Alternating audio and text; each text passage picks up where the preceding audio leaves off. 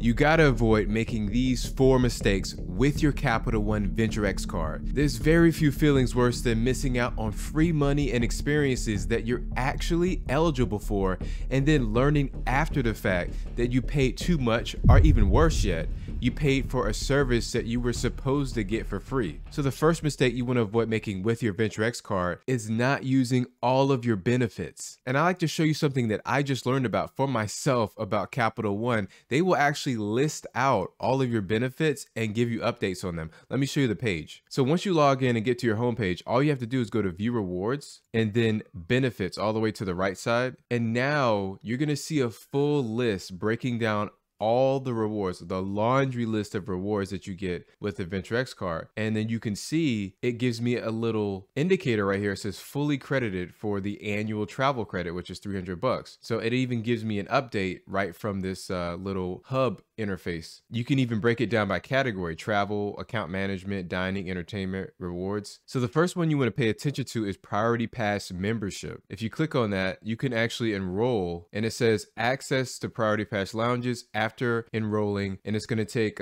you're going to be eligible to enroll 1 to 2 weeks after becoming a cardholder. Once I click enroll, it's going to take me to the Priority Pass website. As a Venture X cardholder, you are eligible for a complimentary Priority Pass membership as part of your Visa Infinite benefits. Priority Pass provides free unlimited access to participating airport lounges worldwide. And so here you just enter your 16-digit credit card number and then a CAPTCHA. So once you actually get signed up, you're going to be able to see a homepage like this. It's going to actually show your Priority Pass membership card and then your plan details: unlimited inclusive member visits. If you want to find out the location of a Priority Pass lounge in an airport, just come up to the left-hand side and you can search it, and it will tell you what concourse or terminal that's going to be in. A lot of people probably don't know that these benefits, you have to enroll after you actually get approved for the card. So once you get your Venture X card, you're gonna have to go kind of line by line, benefit by benefit, and actually sign up yourself and get access to that particular benefit. And next is Hertz President Circle status. That's where you get the most out of your car rental with upgrade status. So if you click on Hertz, it says enjoy enhanced benefits with a complimentary upgrade to Hertz Presidential Circle status. We click enroll, and here are the benefits that you get. You're getting skip the counter and go straight to the car, choose from the widest selection of cars, enjoy guaranteed car class upgrades, add an additional driver for free, drop the keys and go at return, and earn 50% more points toward free days and car class upgrades. And so you actually register here and you enter your name, email address, and Hertz Gold Plus rewards number. So over here it says to register for President Circle status, you actually have to be a member of Hertz Gold Plus rewards to upgrade your account. And so you can click on this link and do that first, and then come back to this page and then enroll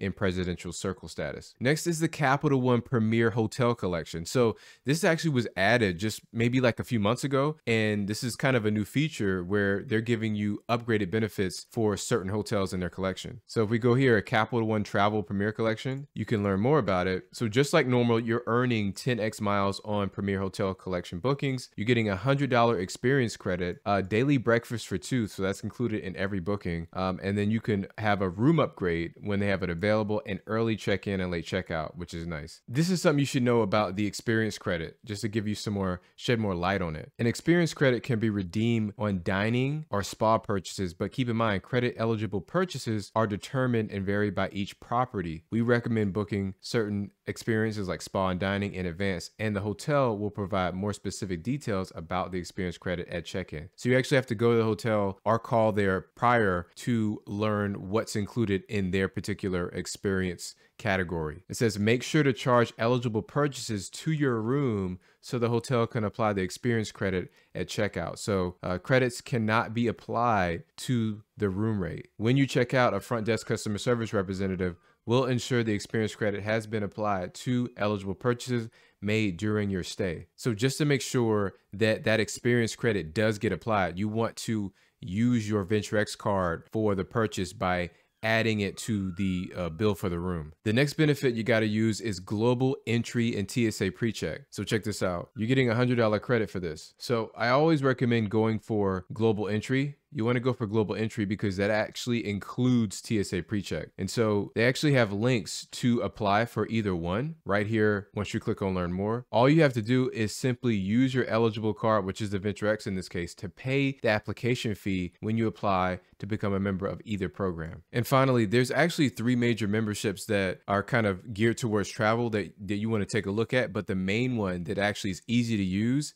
it makes a lot of sense for most people, is going to be the Cultivist membership. And so here we go. Enjoy complimentary membership to a leading global arts club. And so what the Cultivist does is you get free access to museums for you and one guest. No bookings, no lines, no hassle. So when you click on the museum list, it takes you here. So you can see the Cultivist has quite the partner list with museums in Italy, London, Los Angeles, Miami, Boston, New York, Berlin. So you want to take advantage of this, and you can just enroll by submitting your email here. And it says here, compliments of Capital One eligible cardholders can join to receive 6 months of complimentary enthusiast level membership, $240 value. So I think it's easy just to get lost in the fact that you got a huge sign-up bonus of 75,000 miles, and you just completely forget about the benefits that you need to take advantage of after you sign up for the card. And so you really want to go through that list and see what applies to you. Let's be honest, failing to do so, you're just leaving money on the table. You're entitled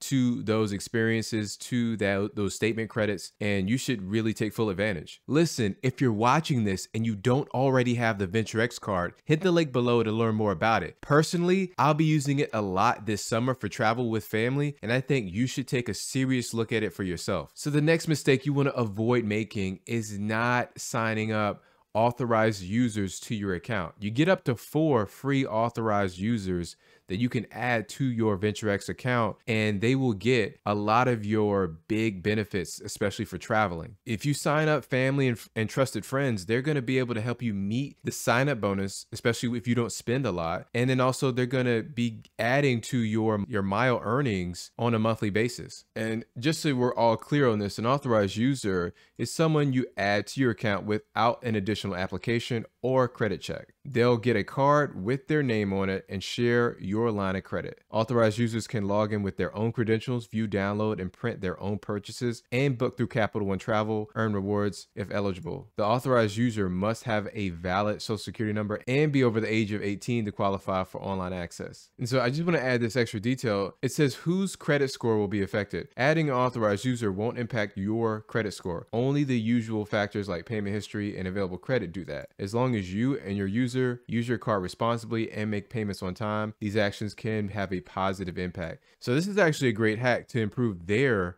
credit score with your positive payment history. These are the major perks that the authorized users actually get access to.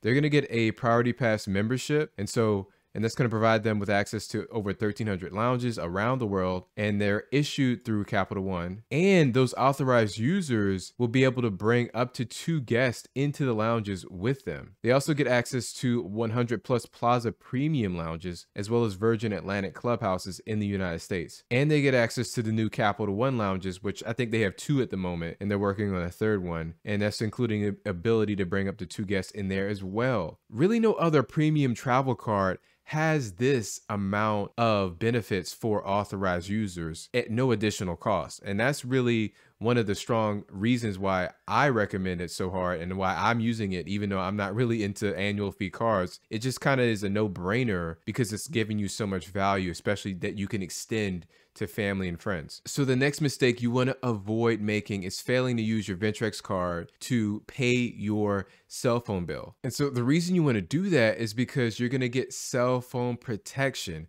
We all know these cell phones are like, what, $1,000 plus, sometimes up to, if you got a fold, a Samsung Fold or something, that's like $1,800.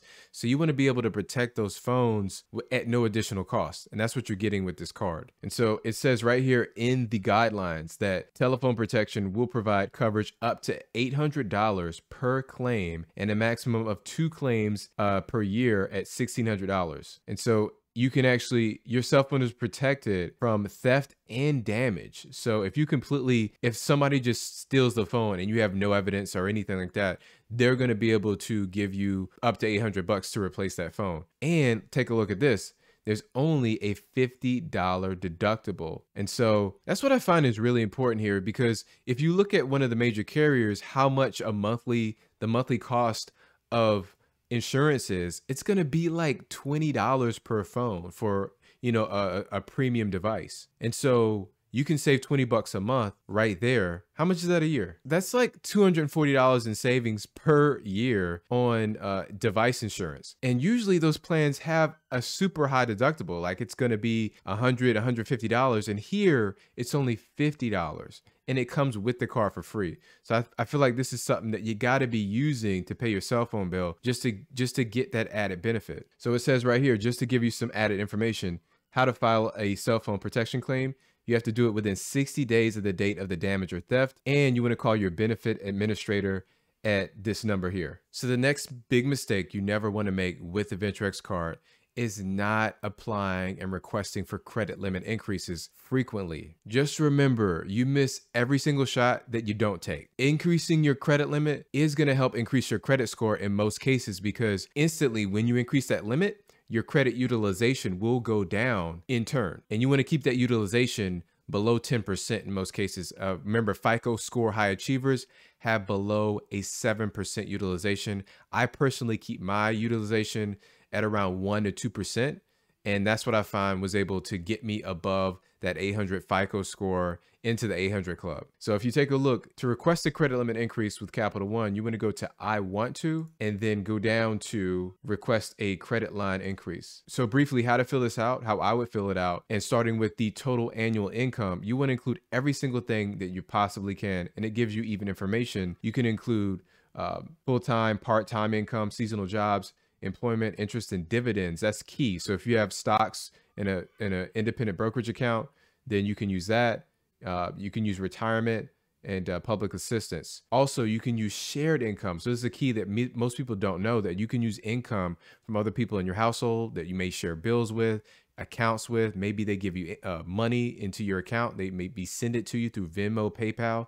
Include all that income here, because the higher you can get that total annual income, the more credit they will extend to you. Usually it's going to be around 10% of that, more or less. Employment, you always want employment to be not self-employed, definitely not self-employed. The bank will see you as risky, high risk, if you do not choose employed. Employed means that you're getting a paycheck week in, week out, month in, month out, and that you're going to be able to repay any of your debts. Someone asked me about being retired. Listen, you want to be truthful on applications. Just, you never know where things might go. This is working on the honor system, but you definitely want to be truthful. If you have to choose retired, you want to be able to get that annual income up even higher to make up for being retired. Usually people who hit retirement age, you're going to have a lot more in 401k, other savings accounts. Maybe you have a lot, you're earning interest. And so you want to claim that here on the application. Then in occupation, just write whatever you do. And then monthly mortgage or rent payment. If you're sharing bills with your spouse or your partner or a friend or family member, you want to just state the amount that you are actually responsible for here, because again, that's going to be used to calculate your debt to income ratio. And you want this amount to be as low as possible. And so just remember that. How much will you spend each month on this credit card? They really want to see usage on the card, frequent usage, and quite a bit of it as well. The sweet spot seems to be between 30, 50, 60% of the credit card. So I usually go with like 30, 40%. I will claim here 30% of the available credit limit. So if the limit is $10,000, then I will claim that I'm using $3,000. This is just a hypothetical. This is a behavioral question. I just want to see that you intend on using this card. Maximum desired line. So with the VentureX card in particular, the maximum credit line that I'm seeing for most people is $30,000. And that's really the amount that you want to pick every time that you're going for a credit limit increase, is $30,000. That's what I personally use every time. You just want to remember, this is again a behavioral question. It really doesn't matter the amount that you put there, because they're just going to counter offer you with the amount that they actually feel comfortable with giving you based on payment history with them, how much you earn in annual income, your debt to income ratio, and other factors on your credit report. Why are you requesting a credit line increase? And so here I would only choose, I expect higher expenses over the next few months. That's what you want to choose. And the reason you want to choose this is because the credit card issuer, here in this case is Capital One, they want to see you using the card more and frequently, because they get paid in several ways. And one of the major ways they get paid is through interchange fees. And that's through each transaction. They get paid between 1% to 3% from the merchant every time you swipe the card. And so they want to see that you are making more purchases and larger purchases consistently. And this is the answer that aligns with that the best. I expect higher expenses over the next few months. If you choose anything else, like I have a large upcoming one-time purchase, that means one time you're going to use it and then maybe not ever again. They don't want to see that. And then my credit line doesn't meet my long-term spending needs. That's not going to work, because it indicates that you may not need to use the card in the near future or right now. Maybe 3 months from now, 1 year from now, you'll need to use it more. They don't want to give you extend more of a credit line to you to use it some vague time in the future. You always want to remember that you can request as frequently as possible, because they're only going to soft pull your credit report every time. So I tend to just request for credit limit increases after every statement closes. That's when I'll just request for an increase. So basically every 30, 31 days, just to see what I can get.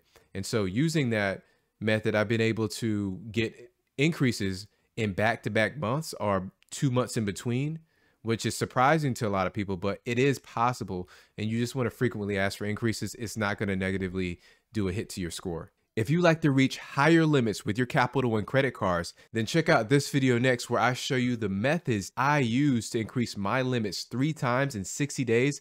And if you want those tips plus a few more in the form of a cheat sheet, then hit the link below. Thank you for watching.